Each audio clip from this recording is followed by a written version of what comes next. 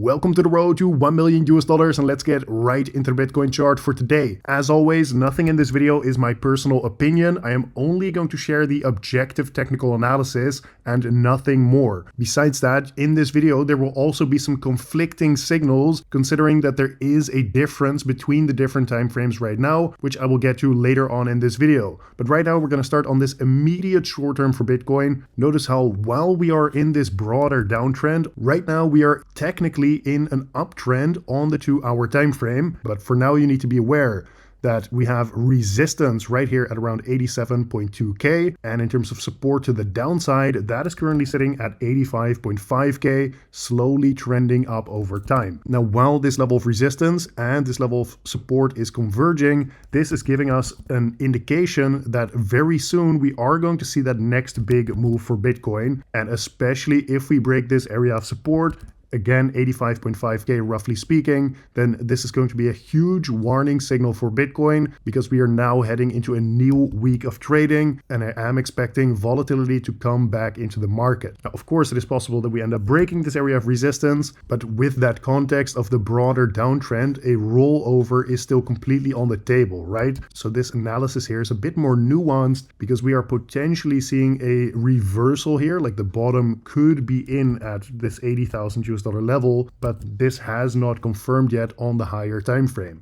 For example, if we zoom out to the 4-hour time frame, right here you can see a clear technical downtrend along this descending trend line. This is that same area of resistance that I just showed you on the 2-hour time frame. And if we end up breaking through, you can see that there's already a bunch of descending trend lines here that you should absolutely be paying attention towards. For example, at around 91k, as well as 93.7k. So the way to look at this market right now is that you have to be extra cautious with all of these areas of resistance because once again, the higher time frame trend is still just making lower highs and lower lows. Now, if we want to get super bullish on Bitcoin, what do we need to see in order to confirm this? Well, first of all, you would need to see some kind of break of this high time frame descending trend line, which currently is sitting at around 98k in the Bitcoin price. And after that, ideally, you would see a break of about 105k. Even if we do end up just rolling over and making a new lower low here, then there's still going to be plenty of opportunity in the market to trade Bitcoin on the lower time frames, taking advantage of short-term dumps by shorting and taking advantage of short-term pumps by longing the Bitcoin price. If you want to learn how to do technical analysis yourself, I actually have a free trading course, which you can watch on my website, rt1m.com. So simply type that into the search bar, or you can click the link in the video description. Here I have over an hour of educational content where I teach you all the basics of technical analysis completely for free. I actually want to stay on this 1-day time frame for a little bit longer because recently we saw a bounce from this area of support here, starting from 81, 82, all the way down to $80,000. Right now, trading inside this big area of resistance from 85 all the way up to 87k. If we start reclaiming this $87,000 level by getting daily candle closes above this, then we could be looking at a further, in this case, counter trend bounce because the trend once again has not changed yet. We are still making lower lows and lower highs, like I just showed you, but this could point towards a continuation towards this next big area of resistance, sitting from 90,000 all the way up to 92k. Because something else that we looked at earlier was, of course, this RSI momentum indicator being in deep oversold territory here, and typically what you end up seeing is a reset of this RSI. So for now, we're still trading below this descending trend line in the RSI momentum indicator as well. But the expectation is that we are eventually going to break this RSI downtrend and start to reset back to the upside. But it can actually reset the RSI in more than one way. For example, the price could just be chopping sideways for a little bit, not showing huge bullish momentum or huge bearish momentum. And this would also slowly reset this RSI back to around the 50 level because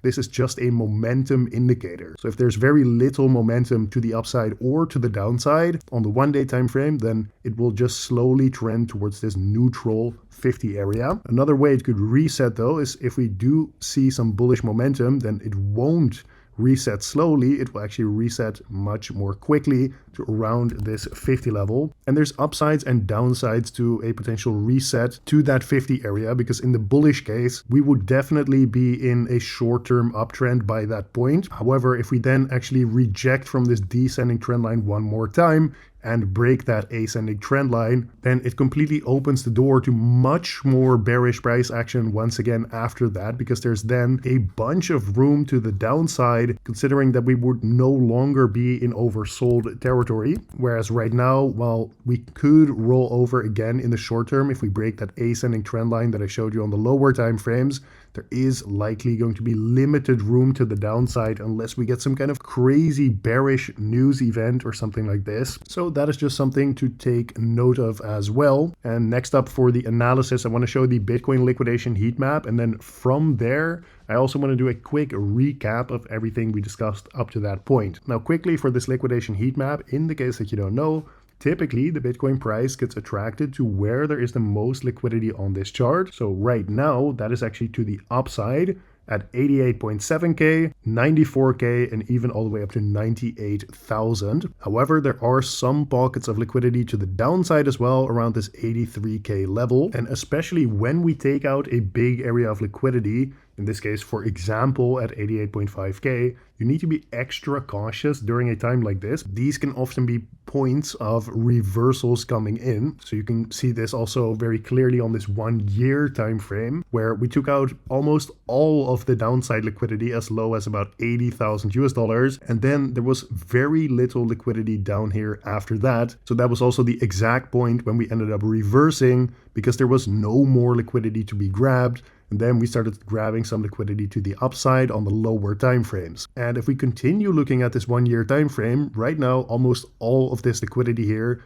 is in fact to the upside. However, just because we have a bunch of liquidity at 126K does not mean that we need to be targeting this in the short term because of those considerations on the higher time frames, right? Like that technical downtrend that we are currently still in. So long as we're not clearly breaking that downtrend and clearly getting some reversal signals coming in, there's no reason to be targeting any liquidity up here, because there's no confirmation signal telling us that we should be targeting that liquidity, right? So to summarize, in the immediate short term, we are actually in a technical uptrend. So the base case expectation should be that Bitcoin is going to continue trending towards the upside, so long as we're holding above this ascending trend line, currently sitting at about 85.5K. If we end up breaking this, guys, then please keep in mind that this is a high risk situation and it makes sense to be extra cautious during a time like that, especially if you're in a long position. On the 4-hour time frame, we are still in a technical downtrend, potentially about to see some first signs of life for Bitcoin breaking a descending trend line, which currently sitting at about that 87.5K level. Same thing for the 12-hour time frame, and on the daily time frame, we need to see a reclaim of this 87K level in order to call this big level from 87 all the way down to 85K a level of support once again, instead of a level of resistance. Besides that, because we are now in oversold territory on this 1 day time frame, the base case expectation should be that this is eventually going to start resetting back to around this 50 level, considering that it is an oscillator. However, the nuance here is that it does not need to be a super bullish reversal. It could also play out in the way of just some choppy sideways price action, giving this RSI some time to actually reset back to around this 50 level. Therefore, it is just a matter of which time frame you are trading, because like I said in the beginning of this video, there is a difference between the different time frames right now. So if you want to learn how to do analysis like this yourself, then I highly recommend you check out my free trading course on rt1m.com, where I teach you all the basics of technical analysis completely for free. So either way, this has been today's market update. Thank you very much for watching. Once again, make sure to subscribe to the channel with notifications on, and I will see you tomorrow in the next one.